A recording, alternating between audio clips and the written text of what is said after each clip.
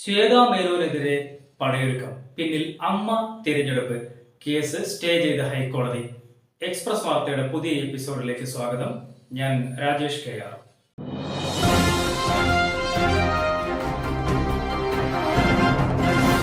Cinema സംഘടനയായ അമ്മയുടെ തിരഞ്ഞെടുപ്പ് എത്താനിരിക്കെ പ്രസിഡന്റ് സ്ഥാനത്തേക്ക് സ്ഥാനാർത്ഥിയായ ശ്വേതാ മേനോനെതിരെ അണിയറയിൽ പടയൊരുക്കം തുടങ്ങിയിരിക്കുന്നു. പ്രസിഡന്റ് സ്ഥാനത്തേക്കുള്ള മത്സരം ദേവനും ശ്വേതയും തമ്മിലാണ്. ഇതുവരെ ഒന്നും സംഭവിക്കാതെ സാധാരണ നിലയിൽ നടന്ന തിരഞ്ഞെടുപ്പ് വാർത്ത മറ്റൊരു തലത്തിലേക്ക് മാറുകയാണ്. പരാതിക്കാരനായ മാർട്ടിൻ മേനാച്ചേരി നൽകിയിരുന്ന പരാതി നടിയുടെ തിരഞ്ഞെടുപ്പിനെ ബാധിക്കാനുള്ള സാധ്യതയുള്ളതാണ്. ശ്വേതാ മേനോൻ അശ്ലീല ചിത്രങ്ങളിൽ അഭിനയിക്കുന്നു, സെക്സ് നടി എന്ന കുപ്രസിദ്ധിയുടെ കച്ചവടം നടത്തി പണം സമ്പാദിക്കുന്നു. തീർന്നില്ല, നടിയുടെ സഹായത്തോടെ സെക്സ് മയക്കുമരുന്ന് മാഫിയ തന്നെ പ്രവർത്തിക്കുന്നു. പരാതികൾ അനവധിയാണ്. സമൂഹത്തെ നശിപ്പിക്കുന്ന വീഡിയോകൾ ഇറക്കുന്നു. കളിമണ്ണ് എന്ന സിനിമയ്ക്കായി സ്വന്തം പ്രസവം പച്ചയ്ക്ക് ചിത്രീകരിച്ച് ആ ചിത്രം വിദേശത്തും മറ്റുമായി പ്രദർശിപ്പിക്കുന്നതിലൂടെയും നടി കോടികൾ ഉണ്ടാക്കി.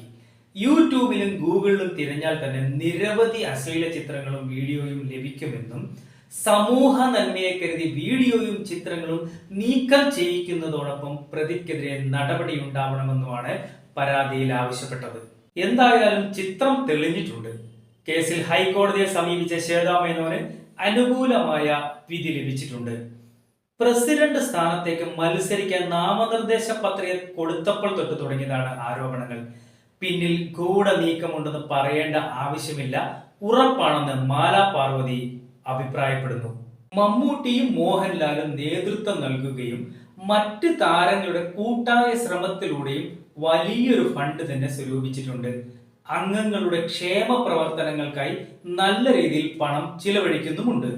എന്നാൽ മുതിർന്ന താരങ്ങൾ മാറി നിൽക്കുന്നതിനാൽ തലപ്പത്തേക്കുള്ള മത്സരം കടുത്തിരിക്കുകയാണ്.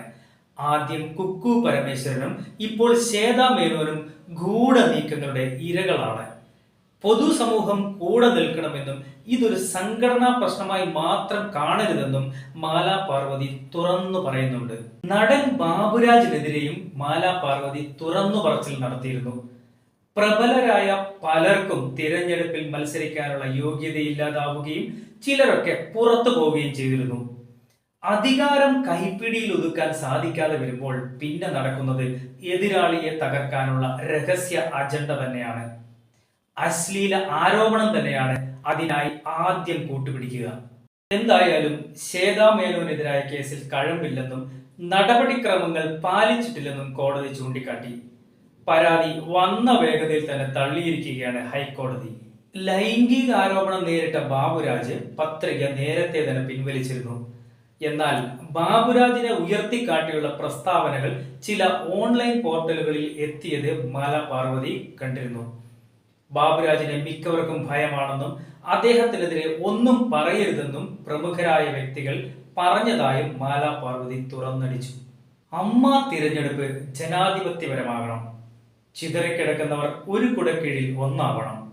നിങ്ങളുടെ നല്ല സന്ദേശങ്ങൾ സിനിമയിലൂടെ വരുമ്പോൾ നല്ലൊരു സമൂഹത്തെ വാർത്തെടുക്കാൻ നിങ്ങളുടേതായ സംഭാവന സമൂഹത്തിന് ലഭിക്കും. അടുത്ത എപ്പിസോഡിൽ കാണും വരെ നന്ദി, നമസ്കാരം.